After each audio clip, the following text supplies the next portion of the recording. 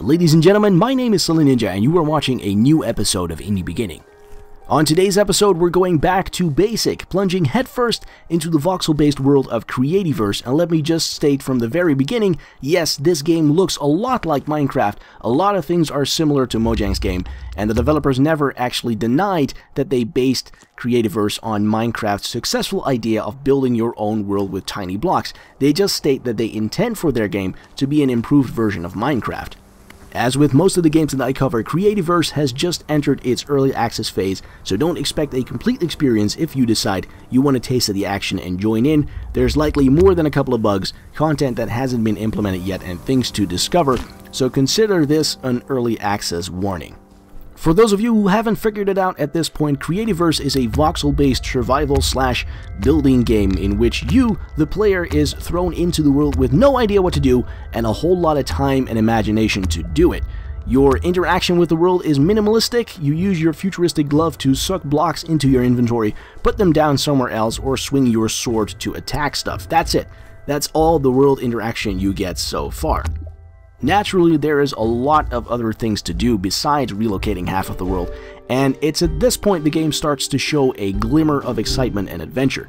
Just like in Minecraft, there's certain ores and materials the player can collect, and if you put them into carefully crafted machinery, it turns it into different ores and materials that you can use to create even more stuff, until you eventually build a big house on a hill with a pool and some blocky friends to keep you company. Then you get bored, you break down the whole thing, and you start over on the next hill.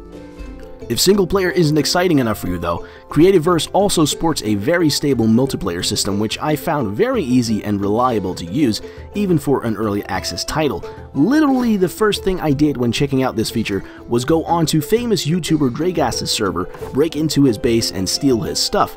I then proceeded to build a hidden base quite close to his, so I could one day surprise him when he's out foraging for apples and secretly take over his channel. Now, aside from all the comparisons made between Creativerse and Minecraft, it's actually a game that can stand on its own perfectly well, considering it doesn't yet contain all of the modding capabilities that Minecraft does. But is it really an improved version? In my opinion, no, at least not yet. Creativerse still needs a lot of work, although it does show signs of being on the right track. One of the first things I noticed when playing was the sense of wonder when discovering the world for the first time, something I hadn't felt in Minecraft for a long time. The other big positive for me was the crafting system. Once you build a crafting table, it shows you all the items you can make with the materials in your inventory, and if you only have part of a recipe, it shows you which materials you need to complete that item, a feature I've been waiting for in Minecraft for a long time and saved me from having the crafting wiki open in my other monitor. So despite needing a lot of work, which is not a bad thing for an early access title, Creativerse is able to stand against indie big shots like Minecraft, and even improves in some areas. The crafting system is a definite improvement as well as the graphics, and the multiplayer portion is very user-friendly and easy to use. If you're a fan of voxel-based survival games, I recommend you give Creativerse a go once it's a little closer to release. Creativerse is available via the Steam Early Access program for €20, $20, and £15. That is all for this episode of Indie Beginning. Stay tuned for new episodes bi-weekly every Tuesday and Friday, or subscribe to the channel if you want to be notified when a new episode goes live. If you like this episode, you can leave a nice comment behind in the comment section below. I will do my very best to respond to every single one of them. My name is SuddenlyNinja, thank you very much for watching, and I hope to see you next week. Bye bye.